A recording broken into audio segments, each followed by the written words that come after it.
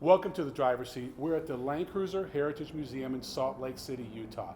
If you're in Salt Lake or Park City, or you have a layover at the airport and you like Land Cruisers, you need to come down here. This is the most extensive Land Cruiser collection in the world, at least as far as I'm concerned. And we have the pleasure of having Dan here, who's going to give us a tour. And first he's going to start by telling us what this is. So I'm going to get out of the way and let him do his thing.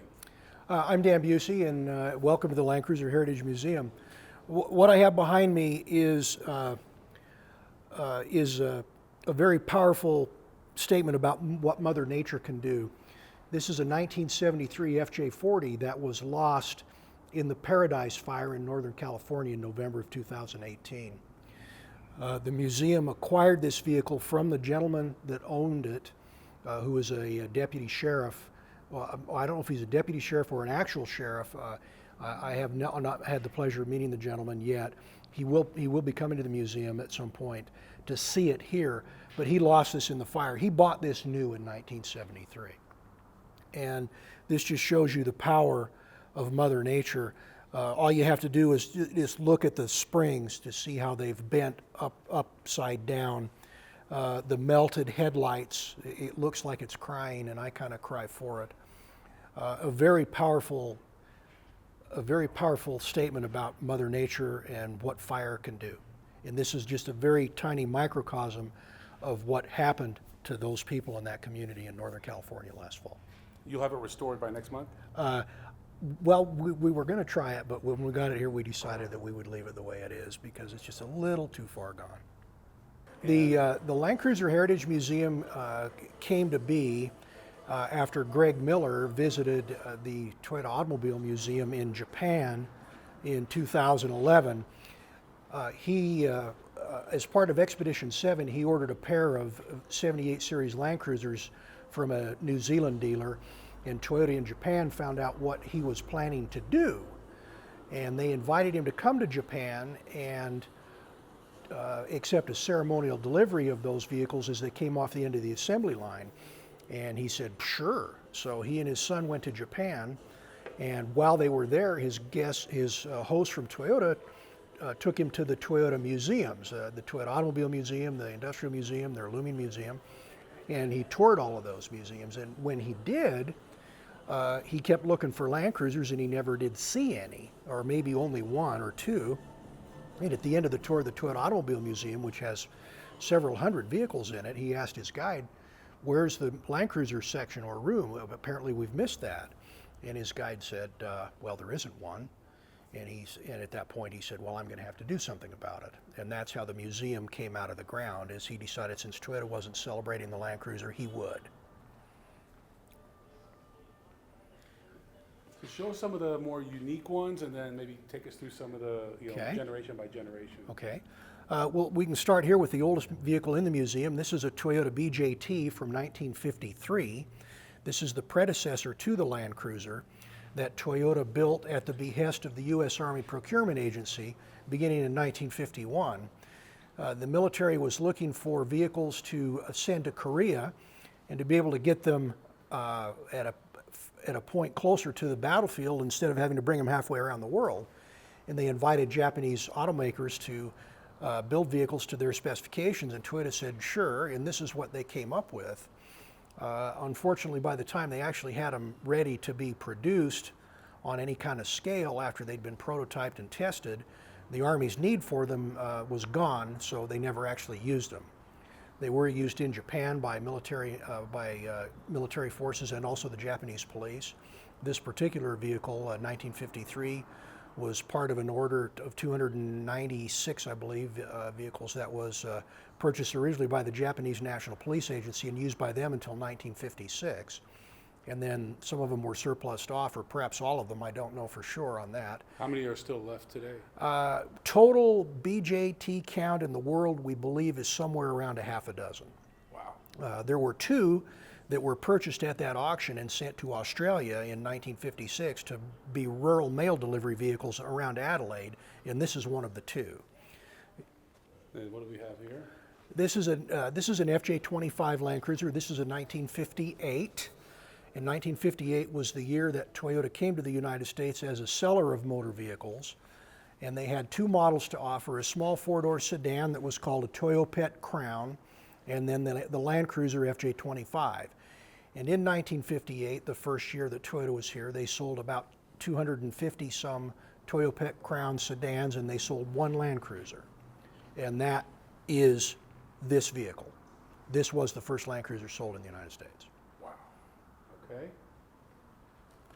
This is a hardtop version of the FJ25. This is a 1960. This one is on loan to the museum from a collector friend of ours that lives north of us in Brigham City, Utah. This fellow he found in Idaho a few years ago. It's all original, paint and everything on it, as near as we can tell. And it does run and drive. It will move under its own power, remarkably. This is a very rare vehicle. This is an FJ28 LVA four-door wagon from Venezuela. They're extremely rare vehicles. We know of only a very tiny handful in existence. This one, this model was a partnership model. It was built, the chassis and the front sheet metal was built by Toyota, and the bodywork from the windshield back was a Japanese body company called Gifu, G-I-F-U. They're the ones that made the rear body on it. Very rare vehicle. Okay. This does run and drive, believe it or not. Barely, but it does. All right. Where next to in the Well, toy store? well, I guess we can just sort of go chronologically.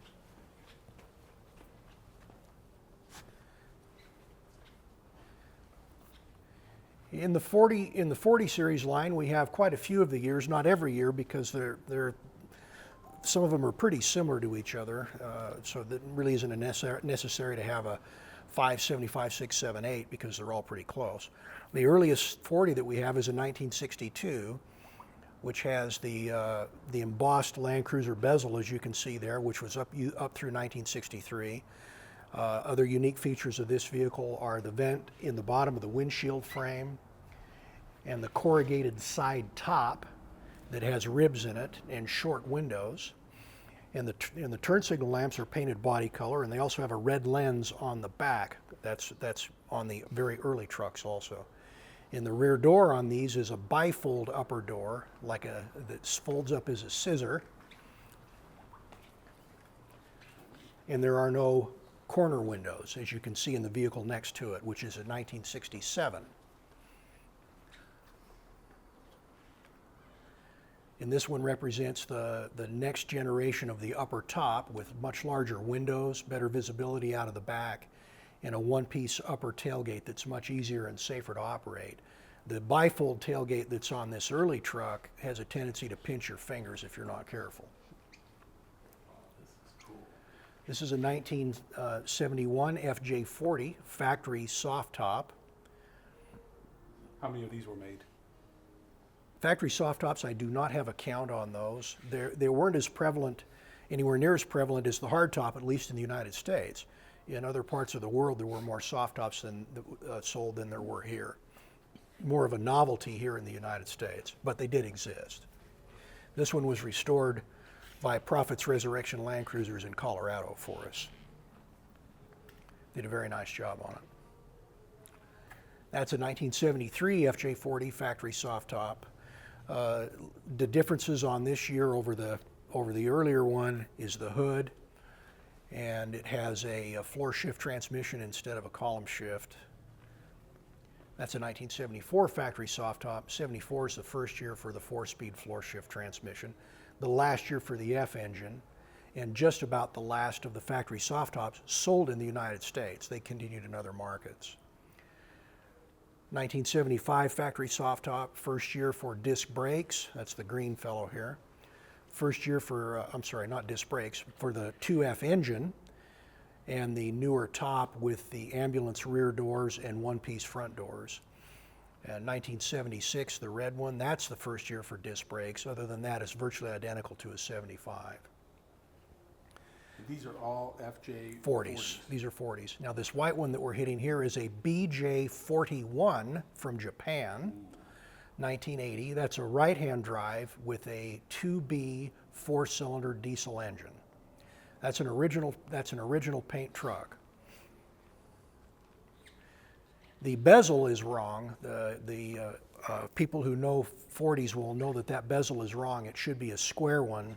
At some point in time, the bib and bezel were replaced on this truck for some reason. Perhaps a collision, or maybe the original owner preferred the look of the round bezel. The year model should be a rectangular bezel like it is on this yellow LX BJ42. This is a 1983 from Australia. And this truck has some interesting characteristics that you won't find on any other 40 Series Land Cruiser. Among them are the 3 windshield wipers instead of 2. That's a characteristic on the exterior. Also, the side windows in the top are sliding windows as opposed to a solid window with a small flip open section at the back. Those are all both characteristics of the LX model, which was sold in Japan and Australia. Only. Mm-hmm. Okay. This is a South American BJ42, 1984. This is the last year of the 40 series. And the South American market vehicles do not have, most of them don't have heaters in them, and they don't have dash pads. They don't have some of the safety stuff, roll bars and such, that they do in other markets. But by then they were already making the 60 and 62? The FJ60 came out in 1981.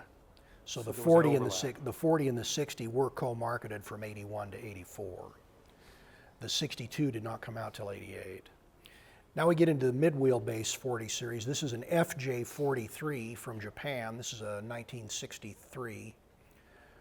And that's a mid-wheelbase. It has a little bit longer wheelbase, a couple of inches longer, and then a little more overhang out of the back, so there's more usable space on the inside. This particular chassis length was never sold in the United States. And then this is no, these are still all 40s. Yeah, this is an FJ43 from South America in 1978. And again, this has a longer, slightly longer wheelbase and a little more overhang off the back. The top on this one is unique. The 43 series vehicles that were exported to South America all came in as soft tops. And there were some companies in Colombia and perhaps other places that made locally produced hard tops. And that's what this one has on it. It was fitted with one of their full fiberglass hard tops. So it's got a unique shape to it. The top stands up a little, the white portions. Now we move on to the 60 series, and the 60 series is an evolution of the 55 to a vehicle that was a lot more comfortable for highway use and for passenger travel. Power steering became more prevalent on them. Air conditioning, nicer cloth interiors instead of vinyl, better highway ride. These were manufactured between 1981 and 87. This happens to be a 1987 that is a 16,000 mile survivor. The paint's original, the tires are original, the interior is original. It has like 15,900 and change on it, just under 16,000 miles. This is a HJ61 high roof from Japan. If you'll note the roof line from on that one compared to the FJ60 next to it, you can see how much taller it is. The high roofs were never sold in the United States, but they were sold in quite a few other countries. They all had sunroofs in them. As far as I know, I've never seen one that didn't have one, but there may have been built without them. This one also has a 12 HT 6-cylinder turbo diesel in it instead of a gas engine, and it's a 5-speed transmission. And it has a factory power takeoff winch as well, and factory differential locks and a full float axle. This is an HJ60 high roof. This one's a 1989, and this is the main difference on the later models is the double rectangular headlights that you see here as opposed to the single round. This one is also a high roof, but it's a 60 instead of a 61 because it has a naturally aspirated 2H diesel. And this is a 1989 HJ61 high roof. This one is a 12 HT turbo with factory flares, that have been kind of rhino lined. Originally they would have been painted, just the color of the truck, but they've got some damage on them and somebody rhino lined them. Unique feature on this one is the wheels. That's a 7-inch wide chrome wheel, which is pretty rare on the 60 series. Most of them were 6-inch wide. Now we're getting into the 70 series. The 70 series came out in late 1984. Is a 1985 model, and those were designed to replace the FJ40 or the 40 series in general. The 70 series is Toyota's most prolific model of Land Cruiser, and they are still today in 2019 in continuous current production, being built right now as we speak. Only for Japan and Australia? No, not in Japan, interestingly enough. They're manufactured in Japan, but every one of them is exported.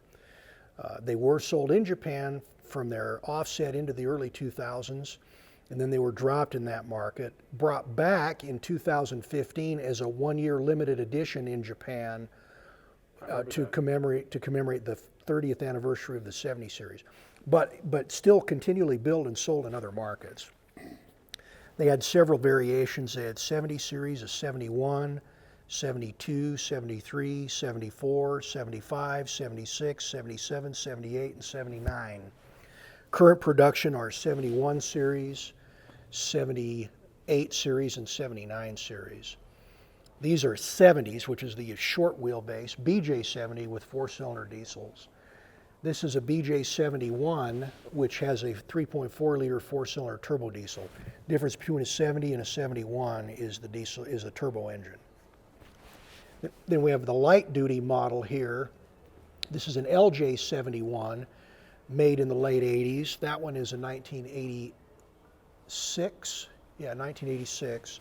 You can see the difference, the primary physical difference in appearance is the front end. It has a shorter hood and it has different fenders and a different grille. And underneath that, it's got a lighter duty suspension. It has coil springs instead of leaf springs. The axles are smaller like a mini truck. They're 8-inch differentials instead of the 9.5s. And this was the light duty variant. And they have smaller 4-cylinder diesel engines, turbos to 2LT turbos generally. They were also made with 22R engines like we got here in the United States in mini trucks. Again, the 70 series was never sold in the United States.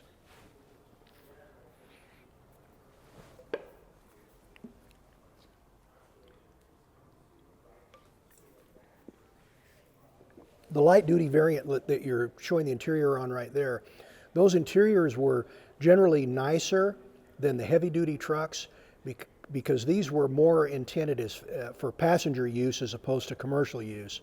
And the BJ series trucks were more pointed to commercial operators or commercial users. So the interior is not quite as nice. It's kind of ironic that the heavy-duty trucks would have the plain interiors and the light-duty trucks that would have the really nice stuff, but that's the way they build them. This is a later LJ light-duty 71. This is a 1991, has a little bit different front end. It's also a 4-cylinder turbo diesel engine. The 70 series models all look very similar from the windshield back, even today. Next to that is a FJ73 left-hand drive from South America. This is a factory soft top, mid-wheelbase, left-hand drive gas engine. So this was kind of a trifecta of uncommon 70 series. The majority of 70 series vehicles are diesel. The vast majority are right-hand drive, and they didn't make very many soft tops at all. And they didn't make very many soft tops in the mid wheelbase. So this one has all of those unusual features. The engine is a 3F engine, similar to what we would see in the United States in a FJ62. However, it is carbureted. It is not fuel injected. Also, since this is a South American truck, it does not have a heater. My favorite so far. And next to it, this gray guy is a BJ74 mid-wheelbase with the with the FRP top, which stands for fiber reinforced plastic, or what we might call fiberglass. And that top is a removable top, very similar to an old Blazer. And this has a 3.4 liter 4-cylinder turbo diesel, a 13 BT. Factory electric winch and factory cable locks. It's a really, really cool truck. This is a 75 series pickup, typical of what's used in mining and what you would see in the Middle East also. This one's a 1998. And it has a 1HZ 6-cylinder diesel engine. This one has been turbocharged with an aftermarket turbo. The pickup box that's on this truck is a custom-made box that was bent to follow the lines of the cab, and that box is stainless steel, and it's really super thick and heavy.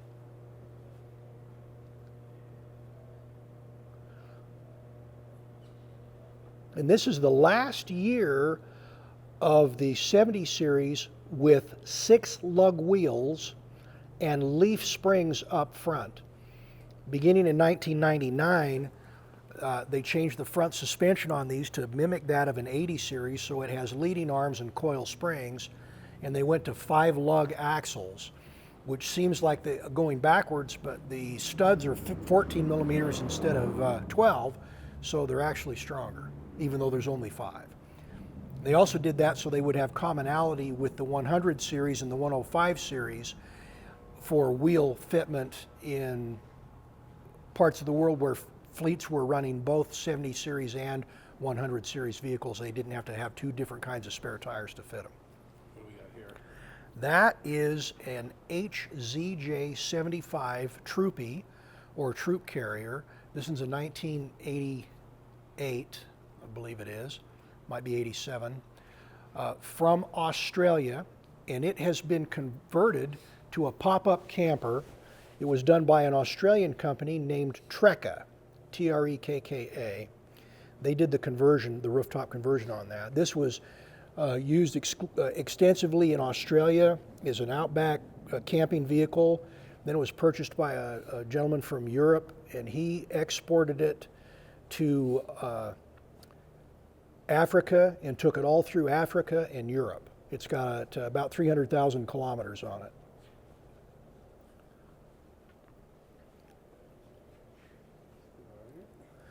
This is a light-duty Prado 4-door wagon, an LJ78.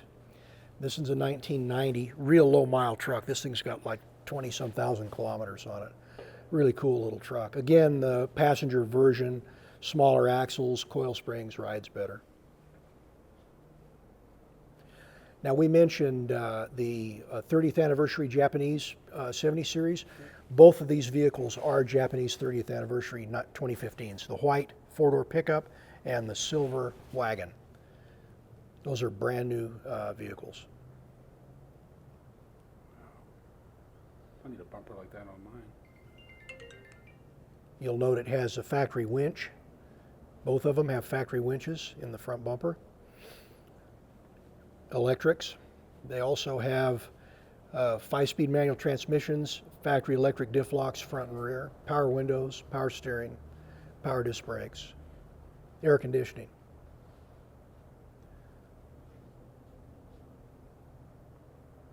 So these were the vehicles that were reintroduced into the Japanese market for the 2015 model year as a limited edition commemorative. And you can see the badging on the fender.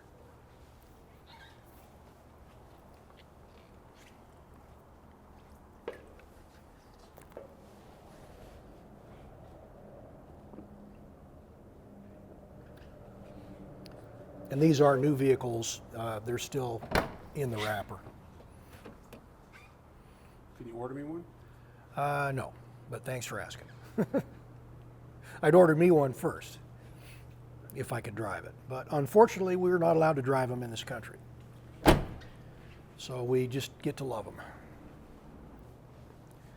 Next up, we come to the 80 series Land Cruiser, which was the new, which was more of an evolution in the Land Cruiser wagon line than a more of a revolution than an evolution, I should say. because this is a totally different take on the way to build a Land Cruiser. It has coil spring suspension all the way around, still retaining solid axles, very, very competent off-road, and also comfortable on the highway. This was truly the first cruiser that you could actually drive comfortably on the highway at high speeds and yet tackle the toughest trail that you felt like you could challenge in it. And then when you're done with that, you hop back on the highway and drive home as fast as you want. This one is a HZJ80 from Australia, a 1992. So this is a very bare bones, what some people refer to as a poverty pack. So it doesn't have it doesn't have flares. It has rectangular standard headlights instead of the Euro style headlights. Vinyl seats, rubber floor mats, hand crank windows. What's the poverty pack worth today as it sits? This truck, it's really hard to say what this truck could probably be worth. I don't know, $13,000 to $15,000 maybe, to a U.S. person who could never buy one to begin with. Plus, it's a diesel, and it has unique barn doors, very similar to that Australian FJ55 we looked at. So the back doors are swing opens instead of a lift-up gate like we get here in the U.S.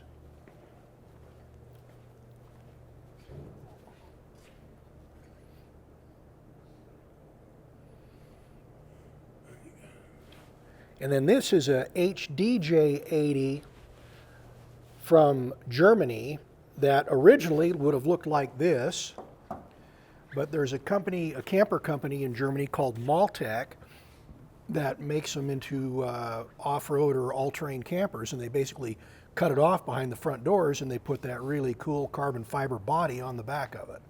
And that's not fiberglass. Is that real wood? Yes, it is. It's a real high-end European off-road camper. And that's a turbo 6-cylinder diesel. That's a 1HDT. That says Canadian, but looks very similar to what we get. Yeah, the Canadian actually is a misnomer on that. This is a U.S. market vehicle that we got that labeled incorrectly. I need to fix that.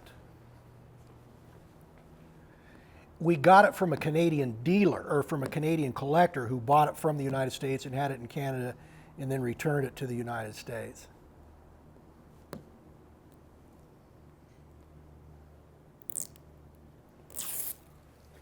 This is the Prado, which is they're still selling the Prado. Well, there is a model of Land Cruiser called Prado that's still sold today. Yes, we get them here in the United States in the form of the Lexus GX. Right. These are old Prados here. This is a 1997. That's a VZJ90 two-door. That is a gasoline engine. It's a 5VZ like we got here in the U.S. in Tacomas and 4Runners. That's a five-speed truck. The one next to it is a VZJ95, which is the four-door version. Has the same engine with an automatic transmission. That one's got a leather interior as opposed to cloth. It's a little more upscaled. This is a U.S. market 100 series. That's a 2004 UZJ 100. Very representative and typical of what we got here in the United States during that time frame. The one next to it is a U.S. market 2006 UZJ 100 that's been outfitted and pretty heavily modified for overland travel. ARB front and rear bumpers, custom sliders, winch, snorkel, dual batteries, fridge, roof rack, dual tire carriers, lots of the all of what people will put on them to make them into an overland vehicle. The one here next to it's the white one is a 2000 FZJ 105 from Australia, and that is the 100 series with a solid front axle like an 80 series has. And that fellow there is a 2011 VDJ 200 from Australia. That was owned by HEMA Maps, which is a world-renowned off-road mapping company from Australia. And this was their lead map vehicle. that they put about 200,000 kilometers on doing off-road mapping. This is very similar in appearance to the US Market 200 series. The main difference, other than the steering wheels on the other side, is the fact that this one is a diesel. We get a 5.7 liter gas engine V8. This is a 4.5 liter twin turbo intercooled V8 diesel. Very cool truck. It's too bad it's trapped here in the museum now. I love the license plate. Yeah, that is its number plate. It's Australian number plate. This, if you'll recall, the BJT that we looked at up front. This is kind of from the same vintage. This is a Toyota FQ15 truck that was hatched at about the same time the BJTs were, when the Army had asked Toyota to build stuff. And this is Toyota's take of a very reminiscent of a Dodge M37 weapons carrier. This one came out of Australia. That is a Delta Mini Cruiser. That's from the Philippines. Those were built by a company that's now defunct called the Delta Motor Company. And they had a marketing agreement with Toyota, and they could use the name or part of the name. The vehicle is largely of their manufacture. These, the little guy you got there, the red guy, that is a Blizzard, 1982. The Blizzards are from Japan. Micro four-wheel drives like this are very popular in Japan because of the winters they have there, and also the fact that they're really tiny like this, so they'll fit just about anywhere in Japan. Samurai. Very similar to a Samurai. Actually, they're a little smaller than a Samurai. But the small ones like this are much more economical to register in Japan as well. The Blizzard is, it would be more accurate to say it's like a Rocky. Like a Daihatsu Rocky, because Daihatsu and Toyota partnered to build these vehicles. The body is Daihatsu and the drivetrain is Toyota.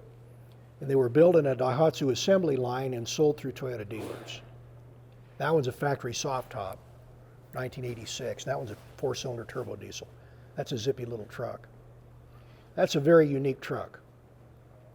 That is a 1997 PX10. Which was kind of an attempt like the FJ Cruiser, but done 10 years before the FJ Cruiser. The base vehicle is a 1997 HZJ73 that was partially assembled at Araco and then sent to a custom body shop where they put a steel roof on it and put a front end on it that's very reminiscent of an FJ40. It has corner windows in the back like a 40 does. It has the little hoop bumperettes in the back like a 40. It's got a bezel like a 40. So it was an homage to the 40 series about 10 years before the FJ Cruiser that you're walking by right there. That one happens to be a 2012 Trail Teams, and that is a brand new truck. It's never been dealer prep for sale. That is Frankenstein. That's a totally custom 40 series that's made up from several donor trucks. The frame is an FJ45 short bed pickup with the pickup wheelbase, and the tub is a 40 tub that was lengthened using multiple trucks to have it match the pickup wheelbase and overhang. And then the soft top is a factory pattern soft top that's had extended bows added for the extra length of the body. It's a spring over. The wheels are off of an 80 series. The axles are 60 series. It has a Cummins 4BT turbo diesel. And that device that you see up on that bar above the windshield on the driver's side by the snorkel is a night vision camera. Now we're kind of getting into some of the commercial vehicles here. This is a very unusual prototype vehicle, four-door BJ74 that was custom built by a fabrication company in Japan for a mining company that wanted a four-door vehicle to transport people into the mines. So they took a BJ-74 and lengthened it and added two doors. This eventually became the 77 series in Japan as an actual production truck. But this was a hand-built vehicle. They made a couple dozen of these, perhaps. That's a 1985 BJ-73 from Australia that was a race truck that was used to compete in the Australian Outback 4x4 Extreme Challenge in 2011. This was driven by Greg Miller and Jeremiah Prophet in that race. They regrettably did not finish. They had a rear axle differential failure. They were able to get it running and get it going and complete the race, but they didn't qualify. That's a 1986 BJ-70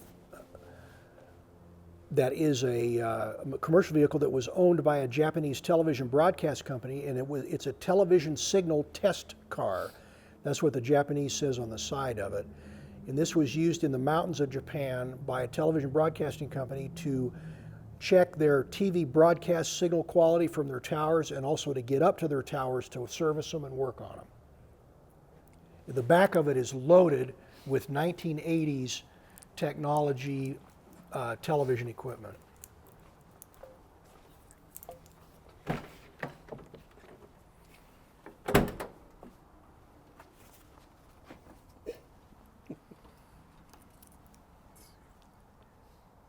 This thing has 37,000 miles on it, and it's 32 years old, 33 years old now.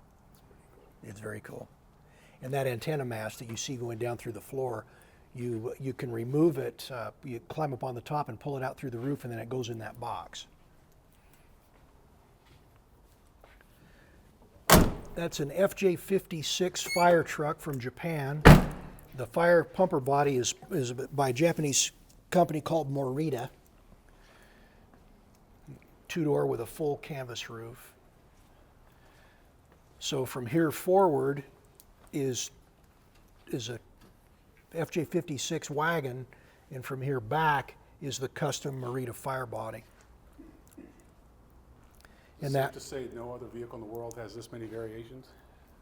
Probably not. And the fire suit that you see on the mannequin is a period fire suit that was actually in this fire engine. The vehicle you see next to it is an FJ45 hose tender from Europe.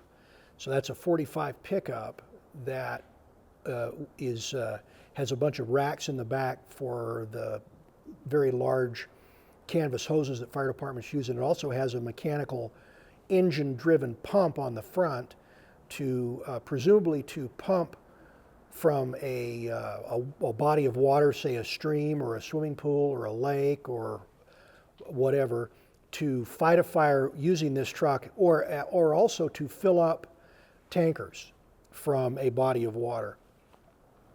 That is an FJ62 fire engine from Japan. That's a four-door model. This one is also converted by Morita, the same company that built the 56. This one's a newer truck.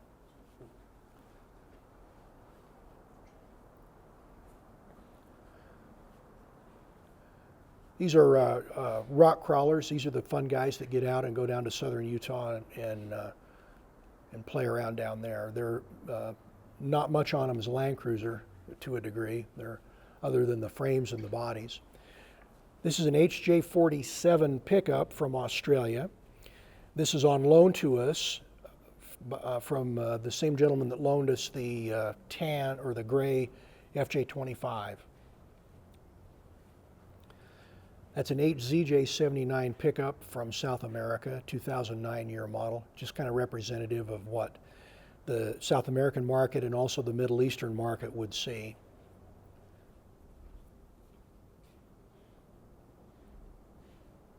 Do they have something like this still available to them? Today, yes. Yeah, you can buy one today if you live in the right country with a V8 turbo diesel in it.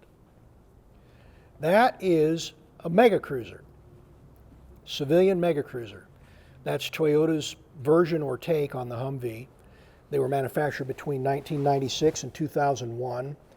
The civilian version here, there was, we believe, 149 built total. This one is the 17th one built, and this is a 96.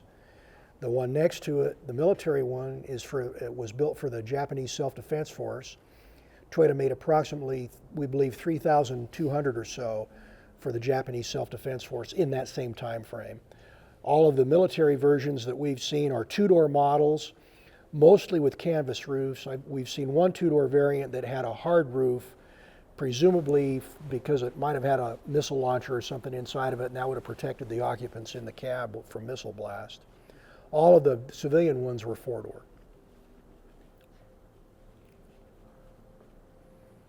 That's an Icon.